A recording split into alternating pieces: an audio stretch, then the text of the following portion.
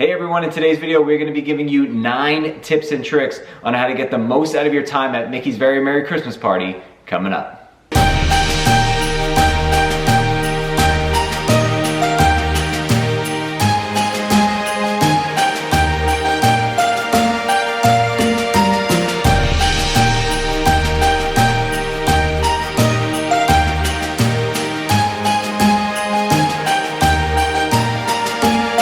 So you're looking to go to Mickey's Very Merry Christmas Party and you've never been there before, or maybe it's been a few years since you were there last, and you're not really sure what to do, what not to do. Well, that's why we're here today with this video. We are going to give you our 9 tips and tricks on how to get the most out of your time at Mickey's Very Merry Christmas Party. And for those of you who aren't aware, Mickey's Very Merry Christmas Party is a special ticketed Christmas party inside Magic Kingdom. The first party this year was on November 8th, and the last party is coming up kind of soon on December 22nd. So you still have time. There's a few parties left if you want to implement these tips before you go. But it usually runs from early November to December 22nd. So let's jump right into the tips with tip number 1, and that is to buy your tickets as soon as you possibly can. Now, if you're going to Walt Disney World on vacation and you know exactly when you're going, and you know that you're maybe only going to this one Christmas party that falls within your vacation window, buy your tickets as soon as you can, because this party, depending on which day you're thinking about going, can sell out, and it does sell out. We went to the first Christmas party of the year, which in 2019 was on November 8th, and that party sold out. We bought our tickets, I would say maybe 3 weeks in advance, and I'm glad we did. Not only do we save a little bit of money because they actually charge you $10 more per ticket if you buy it the day of at the ticket booths at Magic Kingdom, but the party ended up selling out. So we lucked out by buying them early ahead of time. We knew we were going on November 8th, and we bought our tickets because, hey, why wait and run the risk of the party selling out? So in November, the dates you kind of have to watch is usually the first party of the year. People are very excited for Christmas in Disney, as you guys know. And also the dates right around Thanksgiving. Thanksgiving's a popular time to travel to Walt Disney World. So those parties have a very high chance of selling out as well. Any of the surrounding parties around Thanksgiving. And then once you get into December, closer to Christmas, those parties will sell out, especially the last party that's the closest to Christmas. So again, if you know exactly when you're going, get those tickets early so you do not miss out on any of the fun. And tip number 2 is to get into Magic Kingdom at 4 p.m. If you buy a ticket to Mickey's Very Merry Christmas Party, you are allowed to enter Magic Kingdom as early as 4 p.m. You'll mix a little bit with the day guests because the parks usually close at 6 on party nights. But this gives you an opportunity to get in there, maybe do some attractions that you normally wouldn't do during the party, grab something to eat, something along those lines, and really dedicate the party time to party-specific activities. I can't stress that enough. You only have a 5-hour window to do all these different things that Disney is offering at Very Merry, so you want to make sure that you're doing party-only things during the party. I'm a big proponent of that. And that leads me into tip number 3, which is ride attractions early.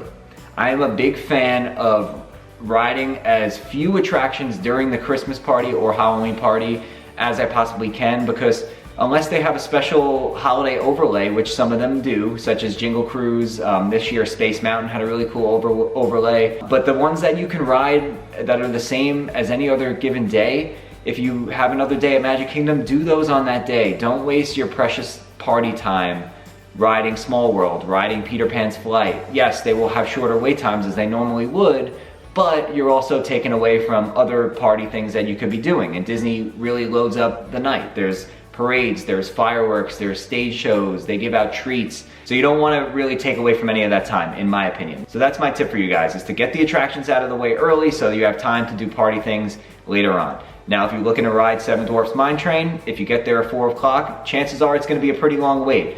In that case, I recommend waiting until the very end of the night, where the wait time will be minimal. When we were there on our party night, we literally walked right onto Seven Dwarfs Mine Train. Granted, it was about 10 minutes before the party ended, so it was about 11:50. But we waited till the end of the night when we knew there would be a very minimal wait, because a lot of people end up leaving these things early, and we were able to walk on and we had a great time.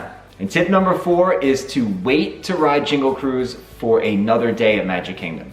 Now, if you only have one day and you want to cram it in, be my guest. But if you have another day where you're going to be going to Magic Kingdom, either before or after the party, whether it's a couple days before, a couple days after, I would recommend to wait and ride Jingle Cruise till later on. First off, because I think it's better during the daytime, and you actually get to see more of the beauty of Jungle Cruise that you kind of lose at night when you're looking at all the animals with pretty much like a spotlight on them. And also, you have a better chance of having a lower wait time. If you get to the park early at 4 o'clock, and this is one of the first things that you absolutely want to do, sure, you can do it. But during the holiday season, Jingle Cruise is very popular and waits can get up to around the 90-minute range. So you're gonna end up waiting a pretty long time if you do this before the party. If you do this during the party, just kind of based off our experience that we had at the first party that we had this year, which was sold out, we saw Jingle Cruise get up to 60 minutes during party time. So when you consider you only have a 5-hour window, do you want to spend an hour of that plus waiting for an attraction when there's so much else to see? I recommend otherwise, but again, to each their own, and everybody is gonna have a different sense of what we want to do with the party. But if you really want to maximize the offerings that are there for that specific event, I would recommend waiting to do this on a different day. And tip number 5 is to get in line early for those special character meet and greets that you might want to do. Mickey's Very Merry, along with Not So Scary Halloween Party, is no stranger to special and unique characters. Jack and Sally are very, very popular, and we had the opportunity to meet them this year when we went to the Christmas party. The 7 Dwarfs from Snow White are also very, very popular, and especially these 2 sets of characters can see very, very long wait times, upwards of 2 hours, depending on if the party is sold out or not. So my recommendation to you guys is, first of all, I would really prioritize one over the other. And I say Jack and Sally and the 7 Dwarfs because those tend to be the 2 most popular ones on party nights. But if there's other ones that you like instead of those 2 that you would rather care to see, the same tip applies to those as well. I recommend that you get in line for those characters as soon as you get into the park. So if you want to meet Jack and Sally, this year they're meeting in the Town Square Theater. They moved them up into the front of the park. At 4 o'clock when you get in, I would get right in line to meet Jack and Sally. From what I've heard from friends in the Disney community is that they actually start meeting as early as about 4:15, 4:30. So if you get in line, depending on how long the line is, you can be in and out in about 30 to 40 minutes, and you still have a couple hours before the party starts to take care of some other things. The same thing goes for the 7 Dwarfs. Their line is very, very popular and almost is always at about at least a 90-minute to a 2-hour wait. So if those are characters you want to see as well, same logic applies. So if you want to meet them, I recommend you get in line as soon as you get in the park. And tip number 6 brings us to food. It is a personal recommendation from me to you to eat before 7 p.m.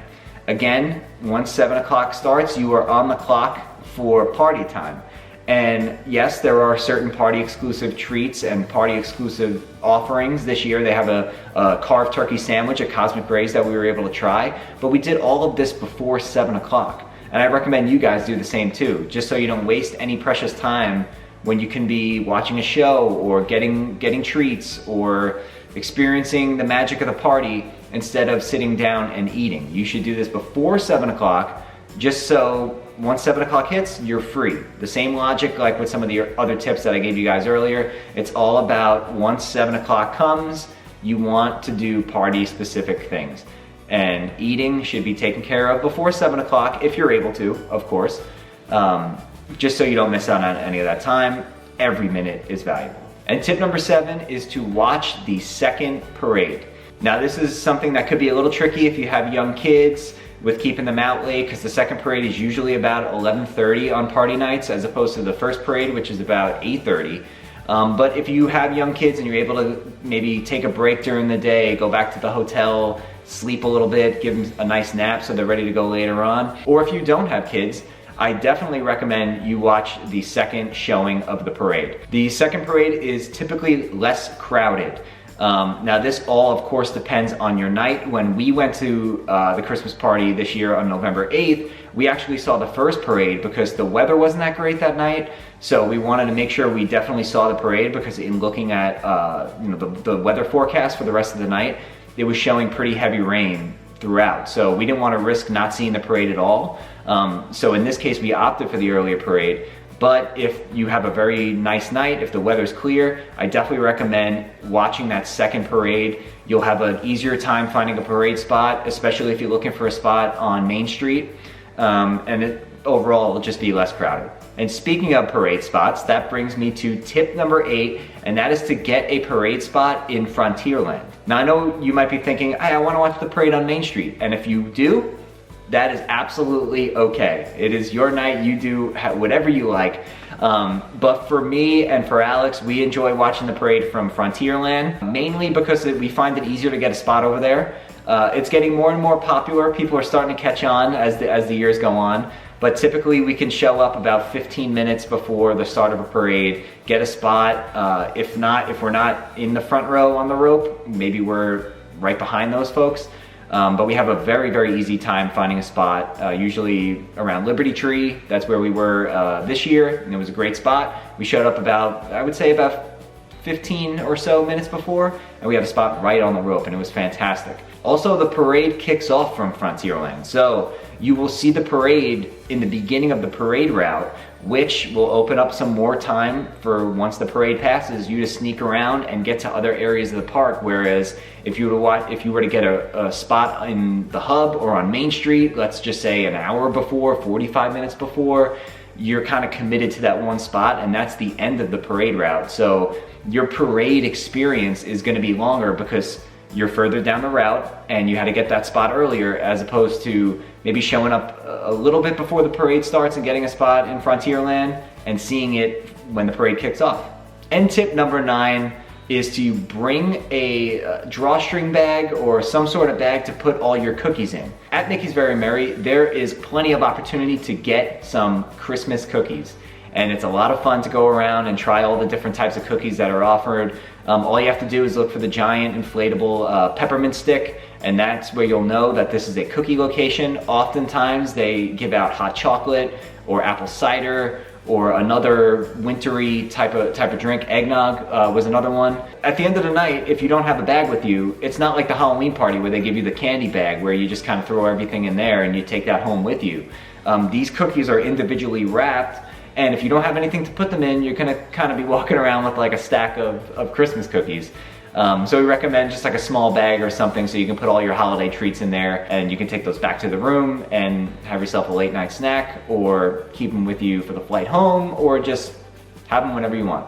So that's gonna do it. Those are our 9 tips for you guys if you're attending Mickey's Very Merry Christmas Party. Let us know down in the comments below if you have any other tips that we didn't mention that you think are really useful for anybody else to be following along when they go to the party.